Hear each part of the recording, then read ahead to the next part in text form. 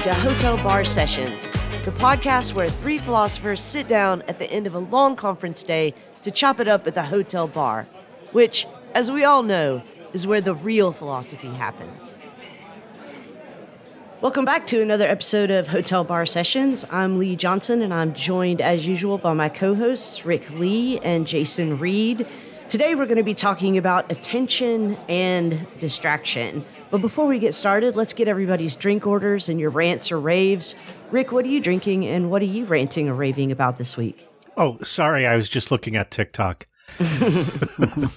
Today, I will have a Kronbacher Pils. It's one of my favorite German beers. And today, I am raving about the writer and comedian Keaton Patty. He's written a book called I Forced a Bot to Write This Book, and the subtitle is AI Meets BS. My sister and I are huge fans of Hallmark Christmas movies, which now you could see year-round. And he has a couple of fake scripts that he says a bot wrote for Hallmark Christmas movies where they are just hilarious. So I'm raving about Keaton Patty. Thank you for lifting me up. What about you, Jason? What are you drinking and what are you ranting or raving about? I'm going to have a glass of Pinot Noir from Mary Edwards, which is from the Russian River in California. And I'm going to rave about Little Free Libraries, or LFLs. You know, they get a bad rap sometimes as being a place people just dump their junk books. But in my neighborhood, I've just been scoring with the Little FLs. I found the entire Broken Earth trilogy by N.K. Jemisin. Sub-rave about that. Great set of books. I mean, when you walk a dog, you got to stop a lot anyways. And they give you a place to stop while the dog's sniffing. I can kind of check them out. And I love seeing what people in my neighborhood are reading and keeping an eye on them. So what about you, Lee? What are you drinking? What are you ranting and or raving about? I think I'm just going to have a hot sake and warm myself up from the inside. Today, I am actually ranting about the entire Harry Potter franchise. So I think I've mentioned this before, but Harry Potter is one of those cultural phenomenons that I just completely missed out on up until very, very recently. I had never read any of the books. I had never seen any of the movies. I mean, I'm sure I had seen parts of the movies. But I did recently sit down to try to watch them, and yeah, I just don't get it. I don't get what the hoopla is about. This is not great filmmaking. It's not even great storytelling, but I suppose it was a generational thing, and, you know, I'm just not that generation. So I know we're talking about attention and distraction today, but Jason, how did you want us to think about that? Yeah, well, attention has become a kind of watchword of late. It is said by many that we're living in an attention economy, an age in which attention has become both a scarce resource and a source of wealth. Devices and apps do everything in their power to solicit our attention, to keep us glued to our screens, turning minute scrolling and clicks into revenue. And because of this demand on our attention, distraction has become an ongoing problem. From the road to the classroom, we are worried that we're not truly paying attention. Is it time to pay attention, to reflect on how we perceive and what we perceive and why? What might it mean to reclaim our attention from distraction?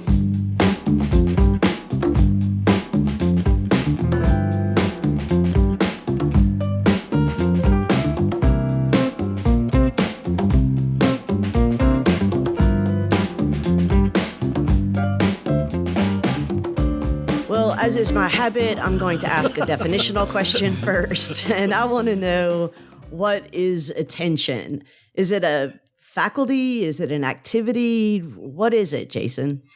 Well, we often use the phrase that we pay attention to something, which gives it already kind of an economic basis, which suggests that there's only so much attention we can pay, that it's scarce, but there's also a sense in which we constantly talk about, multitasking, the idea that we can stretch out our attention. So I think it's odd that we use attention both in a way that reflects its fundamental finitude or scarcity, but also the sense that we can somehow stretch it out and pay attention to multiple things at once. Lee, I was thinking in your question, so you asked, is it a faculty or an activity? And so I've been trying to think, okay, what would the difference between those two be? And it seems like if it's a faculty, then it's something that we could either exercise or not, right? We could choose to pay attention or we could choose not to pay attention. And I'm not sure that's actually the case. Maybe it is. Maybe you disagree. But if it's an activity, then it's something that I'm doing or not doing, and maybe even without my will being involved or choosing to do it. Like we also talk about like something caught my attention and maybe in a sense of captured my attention. And that makes it seem like it's much less voluntary.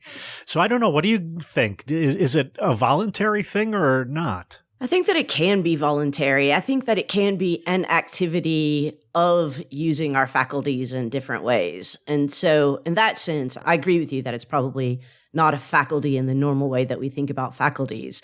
But I don't think that something else capturing our attention means it's entirely involuntary. I mean, we still have to, quote unquote, pay attention to the things that are trying to capture our attentions. There are lots of things out there, especially now, that are at work capturing my attention that I can voluntarily not pay attention to. But I'm thinking like whenever we record a podcast and I'm in my normal podcasting setup, I have a window right in front of me. And every once in a while, birds will fly by. And that catches my attention away from you all, but it's not really a voluntary thing. You know, I notice it and suddenly I'm drawn there.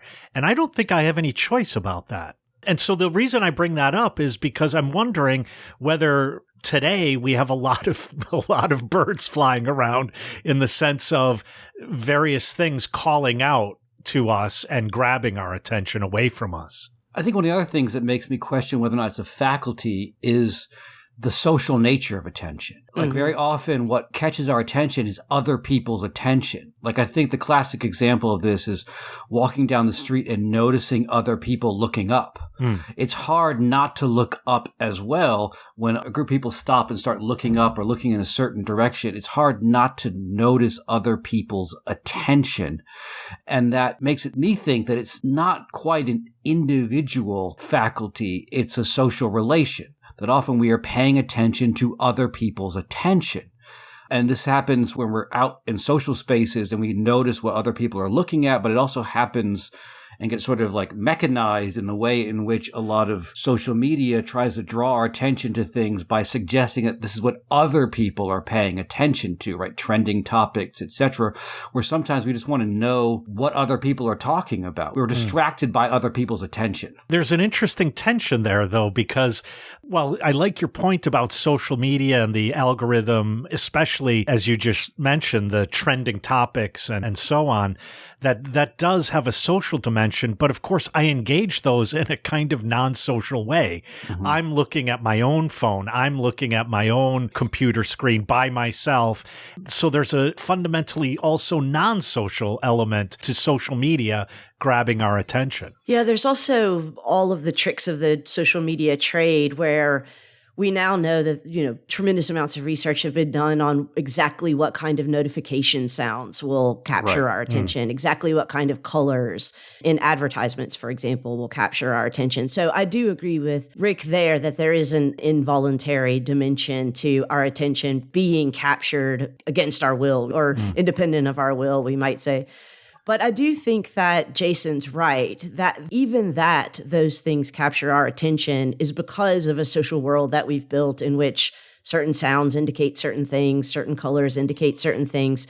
Just like to go back to your bird example, I mean, I do think there's a sense in which you've built a world, a meaningful world for yourself in which birds are something to notice.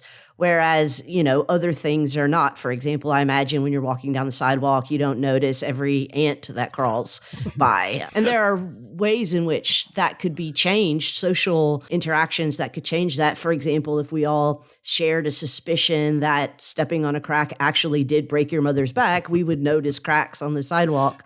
They would capture our attention more than other things. It's a part of a socially built meaningful world, that certain things can capture our attention and other things cannot. As you were saying that, I was thinking about a social world in which we all considered ants to be cute. And then certainly we would stop and look, oh, look at that one. His head is so cute. Right. I mean, I think that drives that point home for me is like if you ever go walk around with someone who has very different interests than you, or someone who like might notice advertisements, or walk around with a small child for whom like a fire truck is fascinating. You sometimes you can be out in the world with someone who is paying attention, but paying attention to very different things. Or to go back what I was saying at the beginning, walk around with a dog and you realize that two of you are in totally different worlds in terms of attention. You're in a visual world checking out the little free library, and your dog is in a scent world checking out, what other dogs have done in that area before. The two of you have very different things that elicit your attention. And then there's the super creepy thing that my cats do, which is just, to kind of stare at a blank space on the wall. Like, and I'm like, I don't know what you're paying attention to. I'm assuming there's a ghost there, but. But that then captures your attention, right? Yeah, that of course. You want to find out what's capturing their attention. And so that's a social dimension that is across species, social dimension. I mean, I have the same thing with birds. We have a bird feeder in the front of our house, and it's always filled with birds. And when it's not filled with birds, then I start looking, is there a dog coming? Is there a cat around? Is there, a possum, whatever, to find out what made them fly away and, what captured their attention. And often it takes a couple of minutes, they fly away and a few minutes later, a dog walks by. And that's, again, a world I don't live in, but it captures my attention because they're paying attention. I want to get back to this question that Jason asked about whether or not attention is a finite resource, because we all know that there have been so many articles written in the last few years about, for example, not allowing electronics in the classroom because students can't multitask or they don't retain information well enough, or more or less it divvies up their attention to such a degree that they're not actually paying attention to anything. I'm not entirely sure I buy that argument. I know that as electronics have become more a part of our attention capturing world, that I feel like I have gotten much better at multitasking, and that I very frequently will be behind three screens, a television on and a laptop in front of me and my phone in my hand. And I do feel like I can pay attention to all of them, not in the same way that I could pay attention, for example, to a chess game or to a complicated conversation, but I'm not incapable of paying attention to all of them. And I do think that we can get better at having our attention divided. So I'm just wondering if you guys are kind of buying this argument that, we have to pay exclusive attention to things to actually be paying attention to them. I think studies are starting to show that multitasking is something we cannot do. But I think one of the things these studies don't take into consideration is precisely what you were just saying, Lee, namely that I might say this is only deserving of a little bit of attention, and I could take the rest of my attention and apply it to the second thing. And if I reduce the amount I pay to both of those, then I have a little bit left to apply to a third screen. There's a way there in which the choice is not, I'm going to pay attention to these three things, but the choice is rather, these three things don't need the kind of attention that, as you put it, Lee, a chess game needs, or, a philosophy lecture needs, or something like that.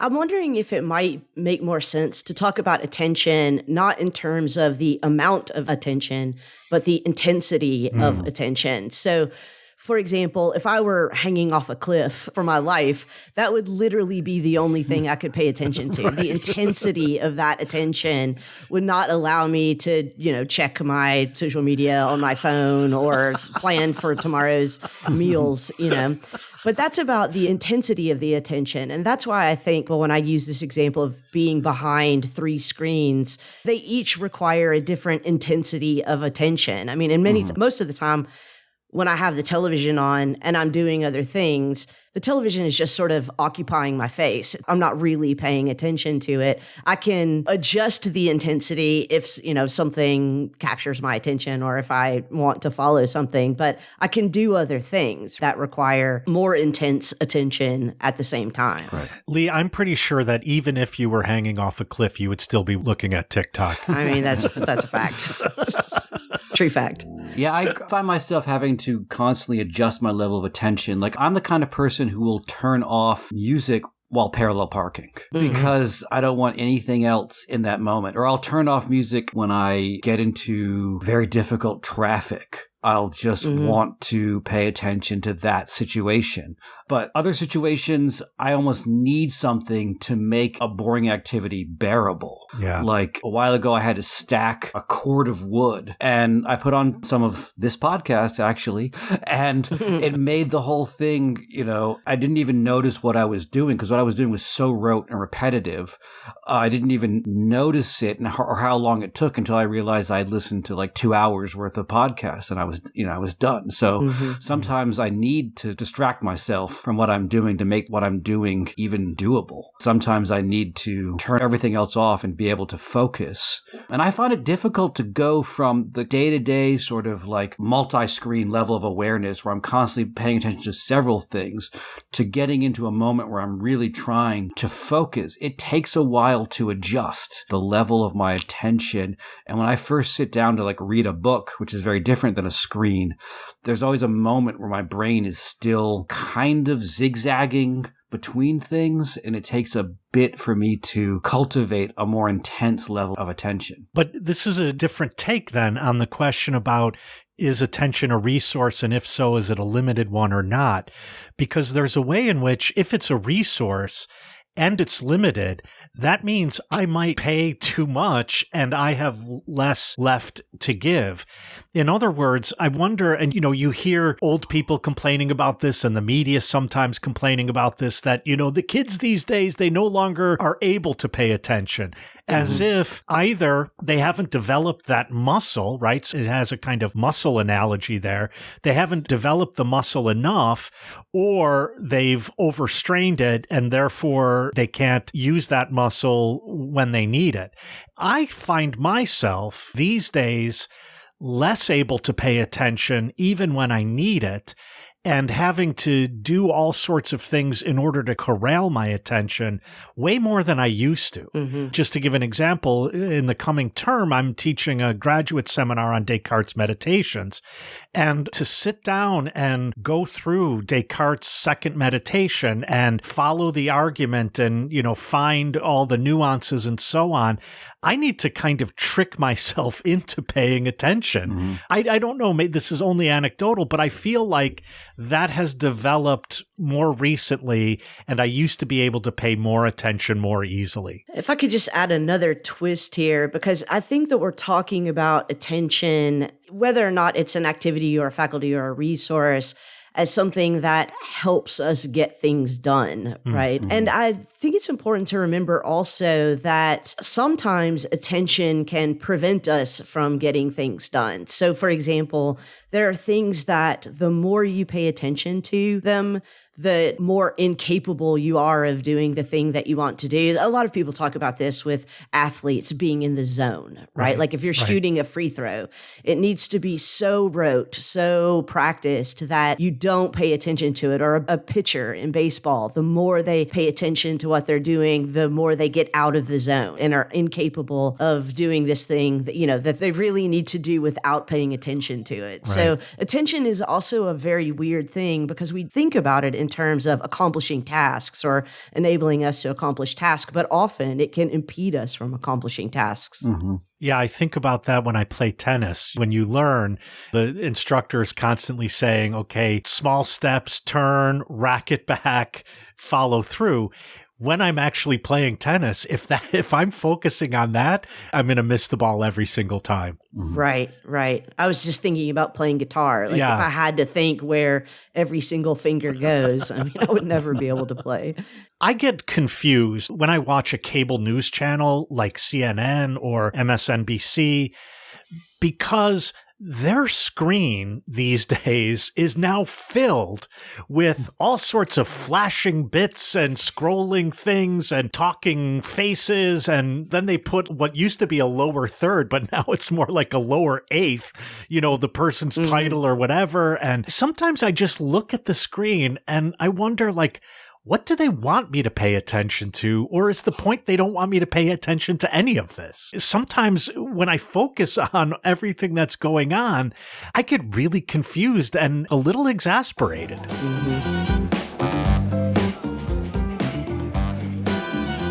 Hey listeners, we've got 3 quick asks from your hosts here at Hotel Bar Sessions. First, if you haven't done so already, make sure that you're subscribed to this podcast on whatever platform that you listen to podcasts. Second, hop on over to Twitter and make sure that you followed Hotel Bar Podcast there. We're at Hotel Bar Podcast, and you can find the Twitter handles of all 3 co-hosts in the bio there. And third, and probably most importantly, we would really appreciate it if you could recommend us to your friends and share our podcast posts on your social media.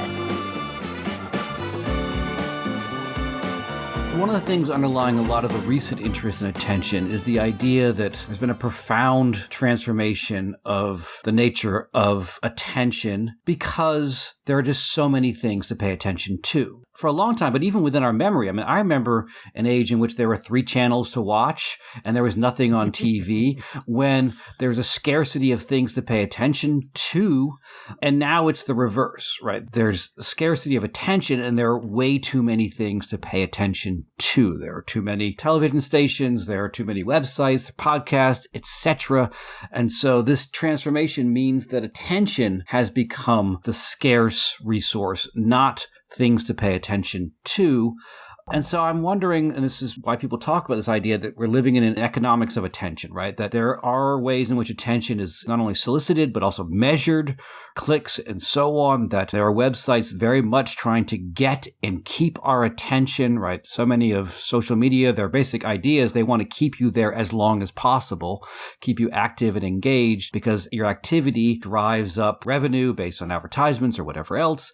And so I guess I'm wondering, what do we think about the fact that we are living in an age in which attention has become scarce? There are more demands on our attention than we could possibly pay attention to, and that those demands drive both revenue and also cultivate certain types of behaviors of doom scrolling or whatever else the case may be. When we decided to do this topic, I was really hoping that we could talk about this really great book by Tim Wu called The Attention Merchants. And basically in that book, he goes back to early newspapers and traces the development of what he calls attention merchants, by which he means media that are not trying to sell you anything, but are simply trying to capture your attention so that other people can sell you things. Mm-hmm. And he, of course, puts all of social media into this category of attention merchants. But he basically traces this history and ends up in an epilogue that he actually added a few years after the book was published, saying that Donald Trump was the first attention merchant president, mm-hmm. that there was really no substance to him. He was just simply capturing the attention so that other people behind him could sell the public certain things. I think what's really interesting about Tim Wu's argument is it makes very clear that attention merchants, which are the primary capturers of our attention today, I think, that attention merchants are themselves primarily interested in distracting us from the things that are not profitable to them, to just state it plainly. So why do we need to look at our phones every few minutes? Why do we need a new breaking salacious story every second? Because if we didn't have all those things capturing our attention and distracting us from our actual alienated, belabored, sick, poor, and demoralized lives, that we would be paying attention to the revolution. I mean, just to state it quite plainly. So I do think that it is important here, when we're talking about the economics of attention, to understand that the economics of attention capture is really about distracting us from something something much larger. Mm-hmm. And one of the interesting things about Trump on that level is that I feel like Trump has borrowed his techniques from reality TV, where he's come from. And one of the things that reality TV does, which I think is interesting, is it always promises you that in the next moment, something really big is about to happen. But it always fails to deliver on that promise. It'll cut and edit video to make it seem like there's some big confrontation happening on The Bachelor. It'll turn out it's not a big confrontation. And the blood you saw was someone slipped by the pool and not a big deal. But the weird thing about that is that the audience for these shows doesn't say, oh, this is all a lie. They just wait for the next thing. The provocation and disappointment follow each other so closely that it doesn't really matter that there's nothing, because the nothing just sets you up for the next distraction, right? There's always another big announcement. It doesn't really matter. A big announcement turned out to be, Trump NFT trading cards, because there'll be another announcement tomorrow that'll be just as big. And so the constant state of anticipating the next big thing doesn't lead to any eventual disappointment. It leads to just further anticipation of the next even bigger thing. Yeah, and we get really habituated into that demeanor very easily. I remember shortly after the election of Biden thinking, for those couple of weeks, how strange is it to not have a Trump story Right. every day?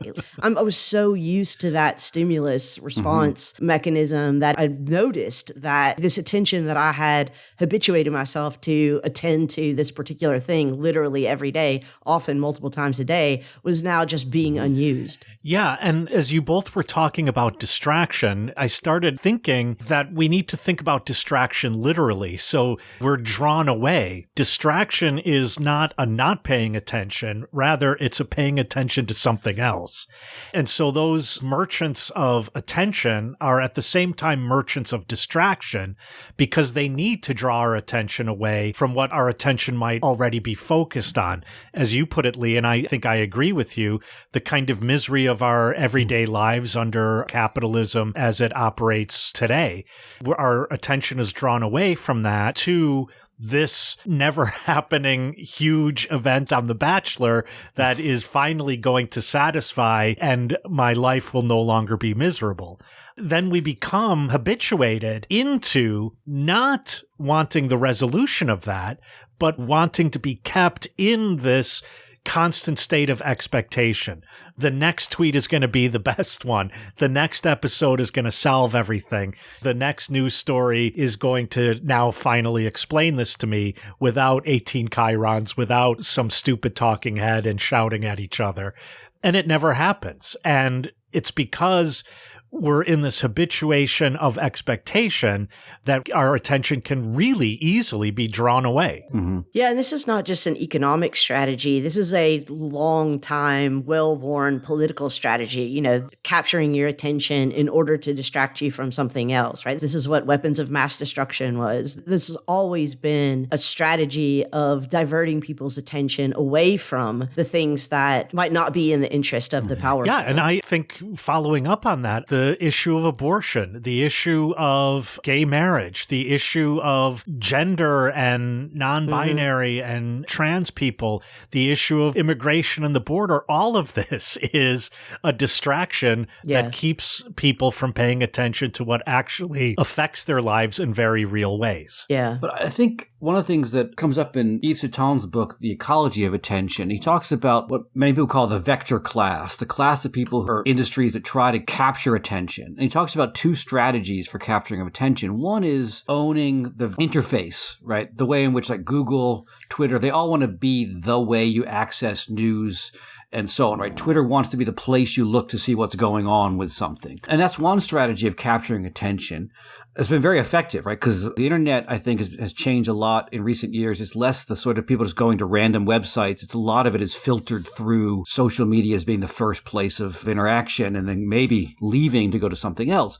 But the other strategy he talks about for capturing attention is not so much on the form of attention, but on capturing and owning content. This is what some people refer to, that we're living in an age of culture, the age of intellectual property in culture, in the sense that if you look at what Disney has done is that they buy up Marvel, they buy up the Muppets, they buy up things that people have paid attention to in the past to use those to create new products, right? And so it bothers me that people talk about remakes and reboots as Hollywood being out of ideas. It's not out of ideas. There are tons of great, interesting ideas out there, but those ideas don't have the built-in attention already in them, right? When you remake something, or when you make a sequel, or you take the latest Disney example where they are making their own cartoons into live-action movies now, what they are banking on is the fact that people have memory of the cartoon and that they want to see or bring their children to see the new movie. And this way in which everything that people have seen and enjoyed in the past becomes a kind of storehouse of things to pay attention to that can then be utilized in the present. One of the things I think is very troubling about that as a model of cultural production is it is entirely oriented towards the past, right?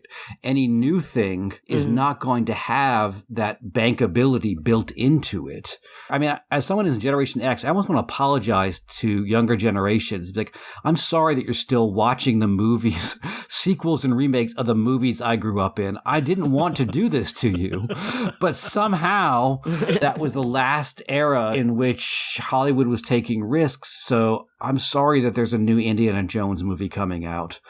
I'm sorry that my whole generation has been turned into sort of a storehouse of intellectual property, and that future generations somehow are doomed to repeat my childhood, which I don't really want them to have to do. I want them to have their own childhoods. But unfortunately, my childhood was the last childhood in which new objects of attention are being created. And we went outside and played, damn it. Yes.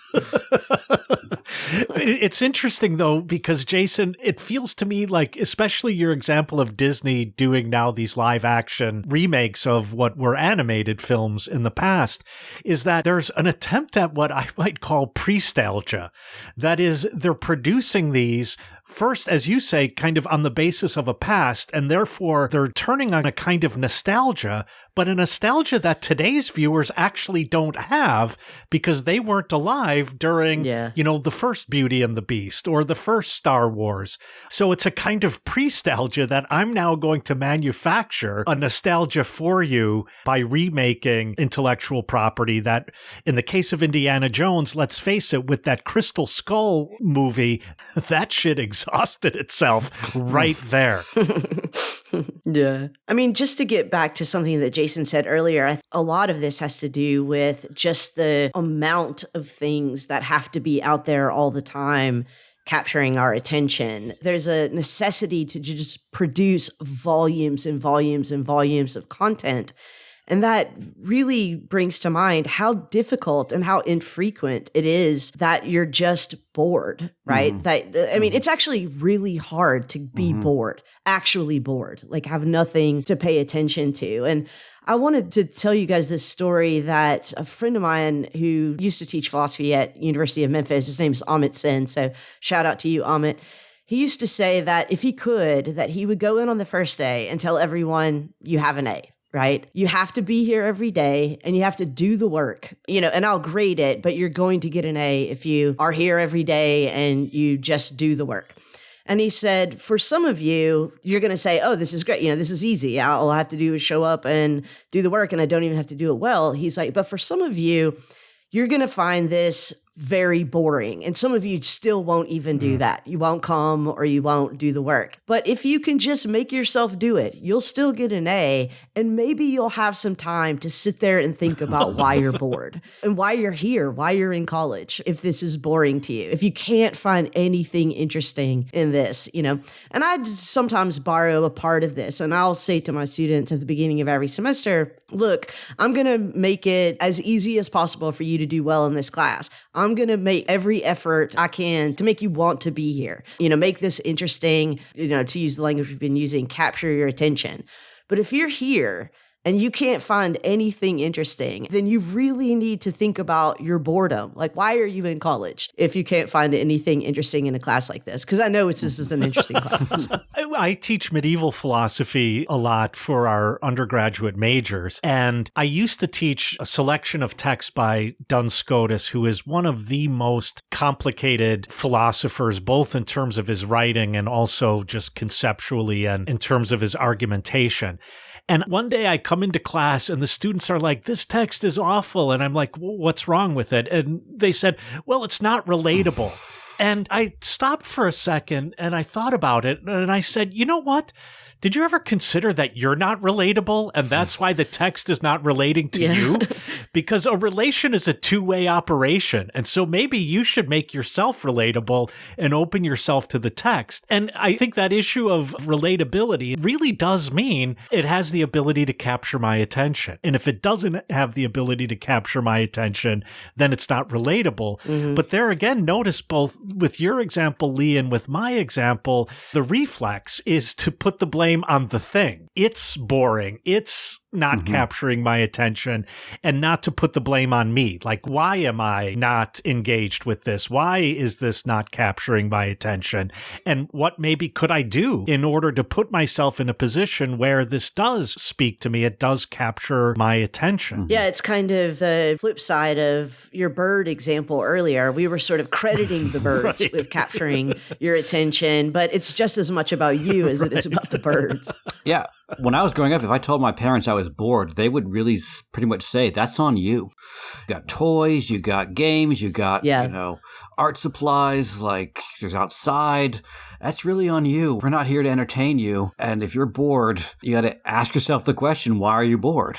It's interesting to me that in both German and Polish, the word for being bored is a reflexive verb. I bore myself. And I think there's something right about that. Yeah, I would say that the most frequent environment in which I say to myself that I'm bored is meetings.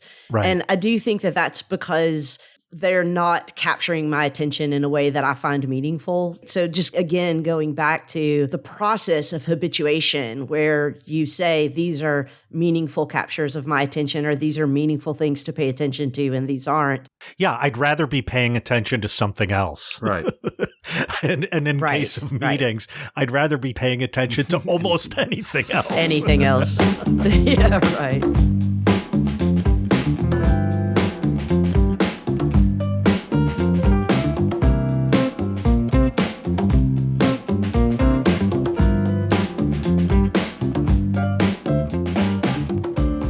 Jason, just a bit ago, Lee mentioned the ways in which attention functions politically.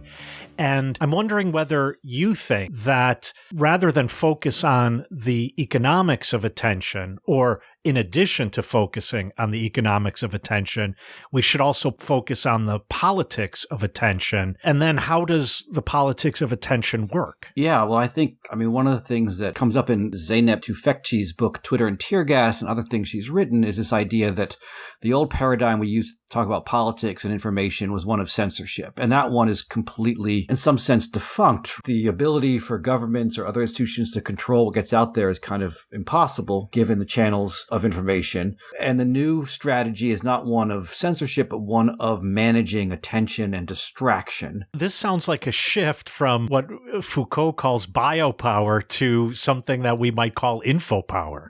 That it's the problem of state apparatuses and government apparatuses to regulate, bring to the fore, discipline, control, and otherwise consider attention and where our attention is being focused. I like that contrast between biopower and infopower because I suppose one of the things that I failed to mention earlier when we were talking about distraction that I do want to mention now is that there are certain things that you cannot be distracted from. You can't be distracted from hunger. You can't be distracted from exhaustion. You can't be distracted from sickness. You can't be distracted from having to pay the utility bill or the rent. Earlier, I was trying to say all of these other forms of economic and political attention capture are trying to distract us from those things that are nevertheless ever-present, pressing attention captures for us. But because we feel like we have to be paying attention to all of these other things. And in many ways do divert our attention even from those things which we can't completely be distracted from, like that we're hungry and we're tired and we're sick and we're poor. We get in this tension, right? We believe that there must be some, nefarious group of powerful and wealthy people sitting in a back room doing this, but it's much more mundane than that. Mm-hmm. Mm.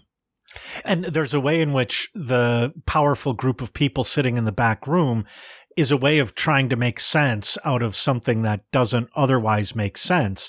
And so while I can't be distracted from my hunger, I can be distracted from what I know to be the cause of my hunger to now know something else to be the cause of my hunger, namely that queers are getting married.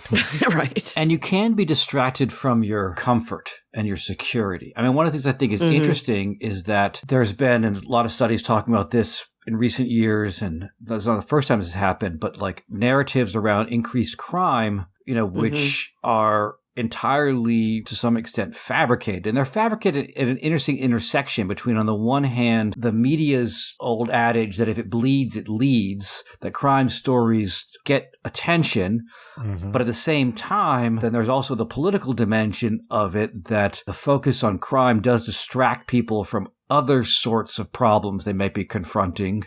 But it also distracts people, and I said distract from your own comfort. Like, it's amazing that you see this constantly, that people completely overestimate how much crime is in the area they live in. That's because they are paying attention to the way it's presented on television or on the internet, and not what they experience in their day-to-day life, walking down the street unmolested and sitting in their home safely and so on. But you can distract people from comfort to make them think that they are threatened even when they're not.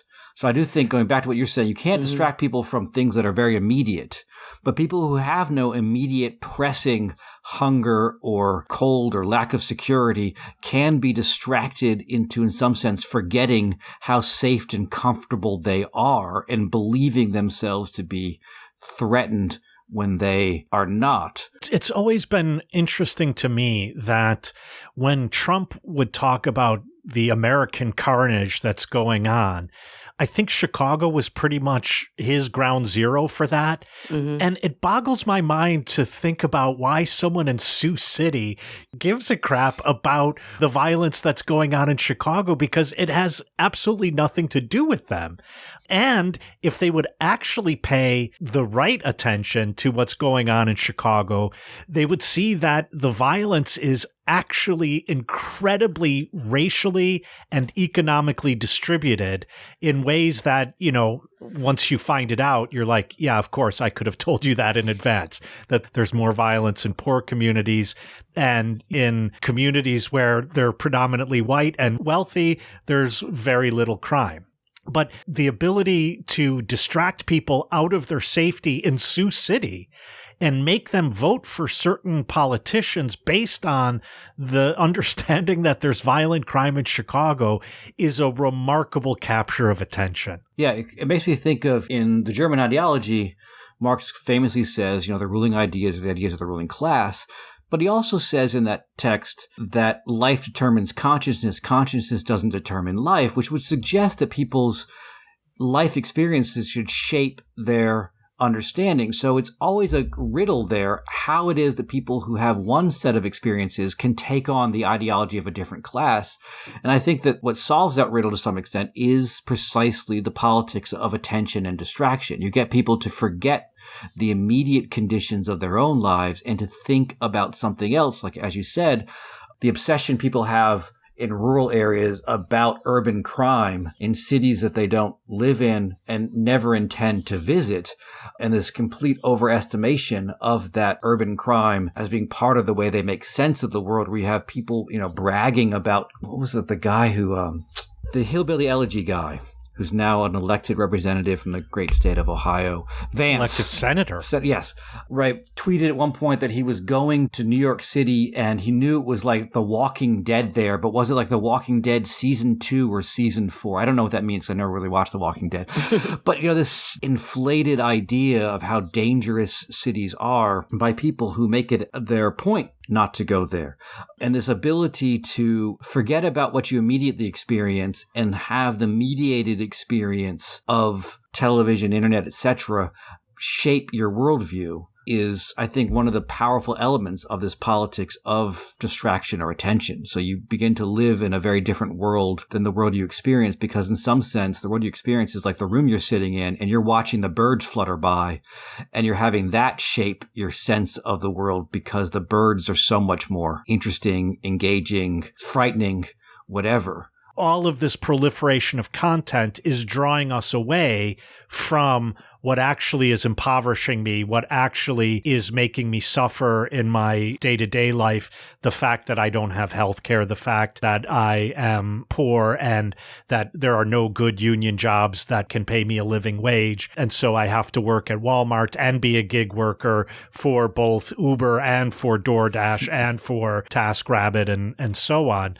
This proliferation of content is at the same time a proliferation of devices of distraction. Mm-hmm. But in order to be successful, it has to, as you just said, Jason, it has to stimulate us. Mm-hmm. It has to be, it seems, ever more extreme. And I think Trump was certainly a master at this, that if he got involved in a controversy, almost always his solution was to create another controversy. Right. And so if there's always a controversy around the corner, none of them ever stick, actually. Mm-hmm. And the ironic thing about all of this is that in addition to the however many op-eds that people are writing every week about how we can't pay attention to anything or how we're too easily distracted, this has also generated an entire boutique industry of mindfulness and intentionality and sort of how to be more intentional about your attention or intentional about your distraction. And, there is a part of me that thinks, that is the moral of this story. We need to be more intentional about our attention and intentional about our distraction. But when that itself, that whole narrative becomes yet another thing to distract us, then it just seems like another Dutch book. Right. And I think that one of the things that's missing in this discussion is because those discussions about mindfulness, et cetera, they go back to the idea of attention being some kind of individual faculty of something you possess and you have control over, rather than see it as relational and shaped by the world. I mean, Yves Citon puts forward this idea that there's an ecology of attention rather than an economy. Mm-hmm. And I think we can see that, as we were talking about earlier, in terms of the way the culture industry works. There's a certain environment of attention, as you were saying, Lee, where only the big lumbering remakes of already existing properties can survive, right? A small film with none of those connections, none of those associations would just, and they have repeatedly been dying out there. They go out and they just die. The environment only is conducive to a certain kind of sort of animal of the big remake blockbuster surviving, in the same way that in the media landscape, you could say that the ecology is one that is driven by these sort of Trumpian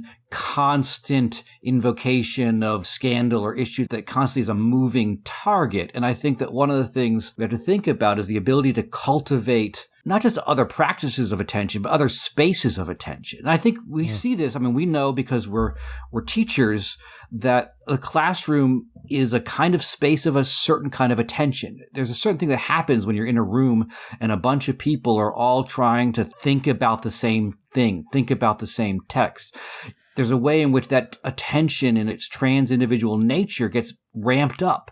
Suddenly you're thinking thoughts you hadn't thought before when you're reading this book by yourself, because other people's attention is drawing your attention. What we lack is not the ability to be mindful or whatever, but the ability to create different spaces of attention and different practices related to those spaces. I mean, I think one of the strange things about the internet is the internet can both be a site of constant distraction where you're oh, what's this thing? What's this thing? What's this thing? As new things are constantly thrown at you. But it also can be the place where it sometimes can be really enjoyable to go into an incredible deep dive of I want to know more about this. You're driving the focus. It's not the constant sort of solicitation of your focus. You're driving it, and you can go deeper and deeper and think more about something. And it's interesting to me that the same technology can make possible both a constant distraction and a level of sustained attention that didn't really exist before it. Yeah, I do think one of the really positive things about the internet as the vehicle for most of our attention and distraction is that it has made it much more obvious that what we pay attention to and what we are distracted from is a social activity. It's a intersubjective activity. And it's funny that the sort of last stand against that was the hipster, right? Who was the person who was like, I was paying attention to it when nobody was paying attention to it, right? Like I was paying attention to it before it was cool. And it was this kind of last stand of this character that had full control of their attention and distraction. And, now that's just a caricature. Right. That's, it's the butt of a joke. But now it's very hard to not see that everything that we pay attention to is part of a much larger social, economic, political web, and that we're all interconnected, and that to the extent that we're going to be mindful or intentional about the things that we pay attention to or the things that we're distracted by, that involves a whole lot of other people who also have their own intentions and attentions and distractions. I once heard a lecture, I won't mention who because I'm about to throw this claim under the bus, but it was about the fact that in modern philosophy or among modern philosophers, they chose genres of writing that were well-established genres. So like Hume writes an essay concerning and so on, that the essay was an established genre, that you need to know what it was. Why did Montaigne write these essays? What's the relationship between Hume's essay and the genre that Montaigne? And when Descartes writes the Meditations, it's a similar thing because there are the Meditations of Marcus Aurelius, for example. So I wanted to pull this out in preparing my class on Descartes' Meditations, and I had either never known or completely forgotten that Marcus Aurelius, first of all, wrote the text in Greek, and that there wasn't even a Greek word for meditation there, but it's rather something like writing to myself or writing for myself. Then I got interested, like, why was this Roman emperor writing in Greek? And, what was the whole point about that? And so that's the positive side that Jason was talking about, that I got really interested then in the history of this text and what Marcus Aurelius was after in writing in Greek rather than in Latin. But it suddenly occurred to me that this initial claim that when Descartes is writing the Meditations, we should look at Meditations, what they are, by looking, for example, at Marcus Aurelius. Descartes certainly knew that Aurelius didn't call the text Meditations, and even most of the Latin translations didn't use the word Meditations. And I thought, this is a moment in which a kind of distraction has allowed someone to make a point that is actually more truthy than truthful. And, it has the ring of truthiness about it, but it actually is not true. And there's a moment in which I felt the lack of a kind of old-fashioned scholarly ecology where people used to sit in a library surrounded by dusty books and really just focus in on something like, what's the history of the word meditation?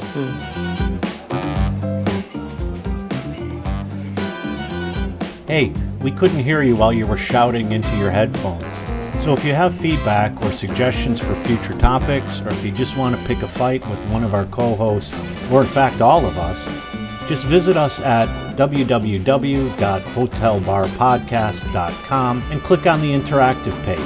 If you want to belly up to the bar with us, at least virtually, you can always email an audio clip to hotelbarpodcast@gmail.com. If it's interesting, we're going to steal it from you. If it's not, we'll send you our Venmo handles and you can virtually buy us a drink.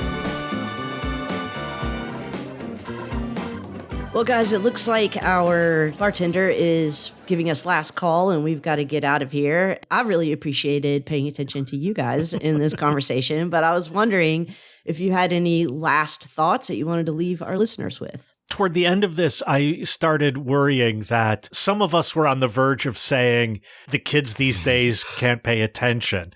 And the point is not that the kids don't know how to pay attention, but rather their attention is structured in advance by merchants of attention and by the politics of distraction.